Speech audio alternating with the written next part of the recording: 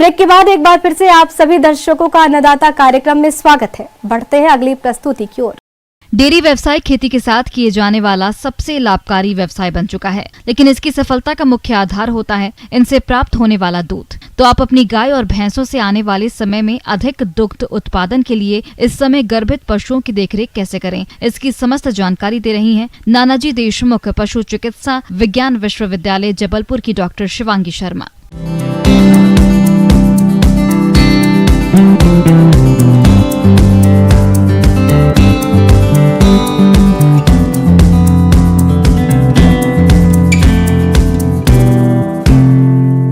आज मैं आप सभी को गाभिन पशुओं के देखभाल, उनसे जुड़ी बीमारियां, उनसे जुड़े हुए इलाज के बारे में जानकारी दूंगी।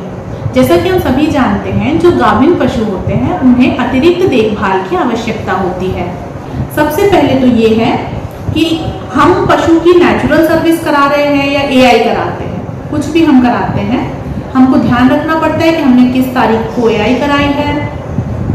उसके 2 से 3 महीने बाद पहले ये बात आप किसी पशु चिकित्सक को बुला के पक्का करवाइए कि आपका पशु गाभिन हो गया है कि नहीं हुआ है।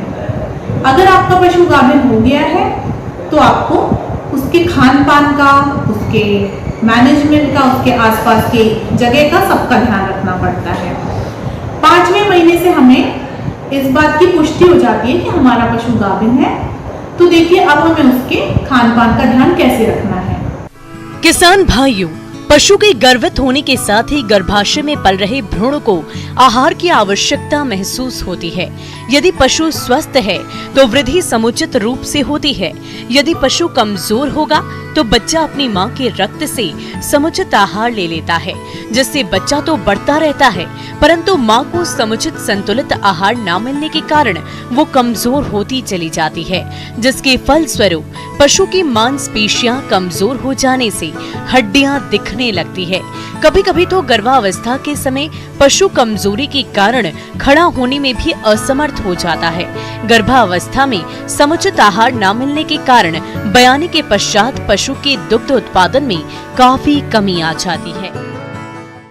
हमको उनके खाने में धीरे धीरे थोड़ा थोड़ा खाना बढ़ाना है। जितना हम 2 तरह के खान पान होते हैं, सबसे पहले मेंटेनेंस का होता है और प्रोडक्शन का होता है। मेंटेनेंस उसको कहते हैं जो हम सारे पशुओं को एक बेसिक चारा भूसा दाना देते हैं, रोज देते हैं। उसके ऊपर से जो गाभिन है या जो दूध दे रहे हैं उनको उसके ऊपर से जितना खाना दिया जाता है उसको कहते हैं प्रोडक्शन राशन। किसान भाइयों, गर्भित पशु को गर्भकाल के समय पूर्ण और संतुलित आहार देना चाहिए। गर्भित पशु को प्रतिदिन हरा चारा 25 से 30 किलो, सूखा चारा 5 से 6 किलो, खल्ली 1 किलो, खनिज मिश्रण 50 ग्राम, नमक 30 ग्राम और 45 से 60 लीटर स्वच्छ और ताजा पानी प्रतिदिन पीने के लिए अनिवार्य रूप से देना चाहिए। अच्छी क्वालिटी का फीड उनको बढ़ाना है। जैसे हम कंसंट्रेट थोड़ा बढ़ाएंगे, 6वें 7वें महीने में हम जैसे थोड़ा 200-250 ग्राम कंसंट्रेट बढ़ाएंगे, फिर थोड़ा और लेट होगा, 9वें महीने तक हम कंसंट्रेट और बढ़ा देंगे धीरे धीरे। एकदम से खान पान में परिवर्तन ना करें। आपकी काविंग हो जाए, जब बछड़ा पैदा हो जाए तो आपको ध्यान रखना है कि जब बछड़ा पैदा होता है तो कुछ समय, समझ लीजिए 1-2 महीने, जानवर जो है, जो माँ है, जो गाय है, वो ज्यादा खान पान उसका थोड़ा कम हो जाता है, बहुत ज्यादा क्वांटिटी में नहीं खा पाती। उस वक्त अगर आपको ध्यान देना है कि अगर वो कम भी खाए, अच्छी क्वालिटी का चारा खाए। उसके बाद हमको उनके मैनेजमेंट में चेंज करना है। मैनेजमेंट क्या?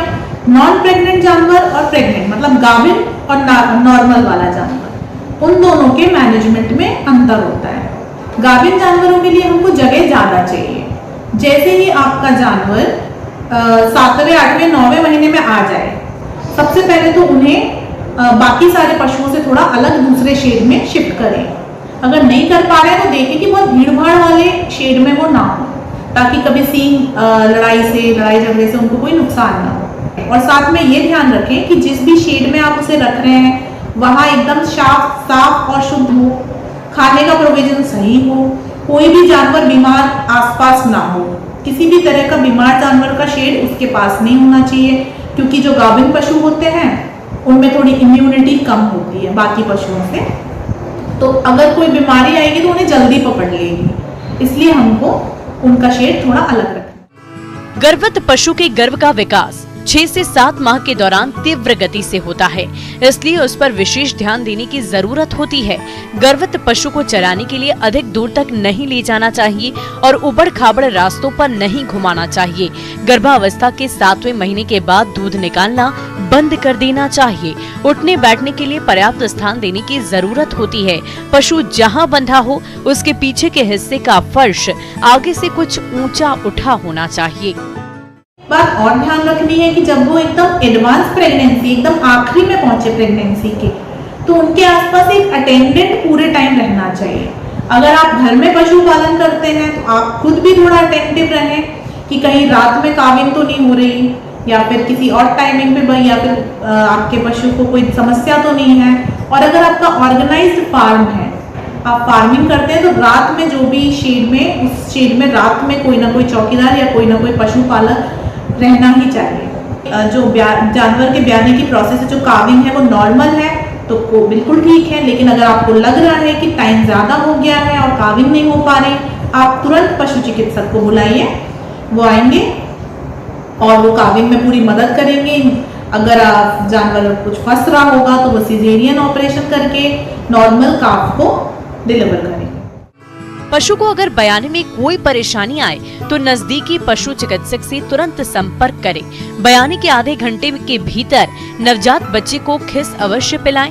प्रसव के बाद ही गाय भैंस को 2 से 3 बार काढ़ा, जिसमें अलसी 200 ग्राम, अजवाइन 100 ग्राम, सौंठ 50 ग्राम को 5 लीटर पानी में अच्छी तरह पकाकर उसमें 1 किलो गुड़ मिलाकर पिलाएं। ये काढ़ा पशु के स्वास्थ्य के लिए बेहद लाभदायक होता है। यदि पशु प्रसव के 12 घंटे के अंदर जेर नहीं गिराता तो आपको नजदीकी पशु चिकित्सक से संपर्क करना चाहिए।